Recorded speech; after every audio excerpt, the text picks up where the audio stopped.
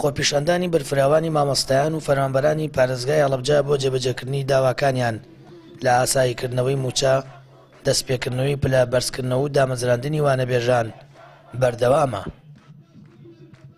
حکوومەتی لەرزۆکی هەرێم حکوومەتی عراقی ئاگادار کردبووە کە لە بازگەی چیمەن ڕامانکردن بەڵام بازگەی چیمەنمان کرد مەیدانی تەحریر و هەڵەبجە و سەرجەم کورسانەکەینە بازگەی ئەکەینە فولکەی تەحریر و لە بایکۆت بەردەوامین و دڵنیابن لە قسە و فڕۆفیشاڵی حکوومەت بە هیچ شێوەیەک نامان لەرزێن. ئێمەش ئیتر لە ئاخر جارە مەجبورین پەنابەرین بۆ حکوومەتی عێراقی بێبەدەم داواکاریەکانمانەوە. ئیتر چونکە ئەمانەت لەوا نەماون کار لەوا تێپەڕیوە لە قسە و هەموو شتێ ئەزانی بێباکن لە هەموو شتێ ئەمان. موچە لە کاتی خۆیان وەکو چەند جارێ وعدیانە وعدەکەیان نەبردوتە سەر 30 ڕۆژ جارێک بڵێن مانگی جارێک وەروە تەعینکردنی مامۆستایانی وانەبێژ وە پلە بەرزکردنەوە کە مافێکی سادەی ساکاری حەقی خۆمانە. لە قەزای کەلاریش مامۆستایانی میلاک و وانەبێژ گرت بوونەوە و پاشان بەڕێپێوان بۆ بەردەم پەروەردەی گەرمیان بەڕێکەوتن و دووپاتیان کردەوە. بایکۆت ناشکێنن تا ئامانجەکانیان بەدی دێنن.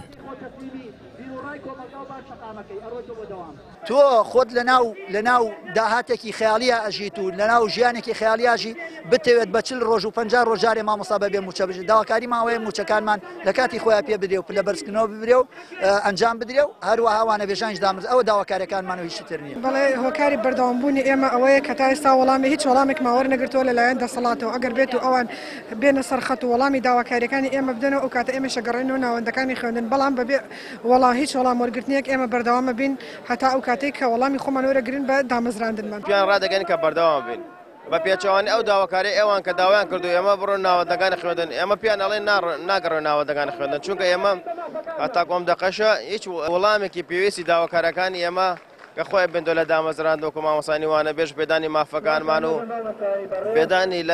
پێدانی شایستەدارەکانمانە تاکو ئیساکە ئێمە هیچێک لەو مافانەمان بەدی نهاتووە. دوای گەیشتنی کەمێکیان بە بەغداد وەک خۆیان دەڵێن گەیاندنی پەیامەکەیان وەک بڕیار بوو خۆپیشاندانی مامۆستایانی میلاک و وانەبێژ و بەشێک لە فەرمانبەرانیش لە هەرێمی کوردستان بەڕێوە چوو تێیدا جەختیان لە بەردەوامی بایکۆت کردەوە. ئێستاش جارێکی دیکە تۆپەکە لە گۆڕەپانی دەسەڵاتدایە. سامان فەتاح کەناڵی ئاسمانی پەیام هەڵەبجە.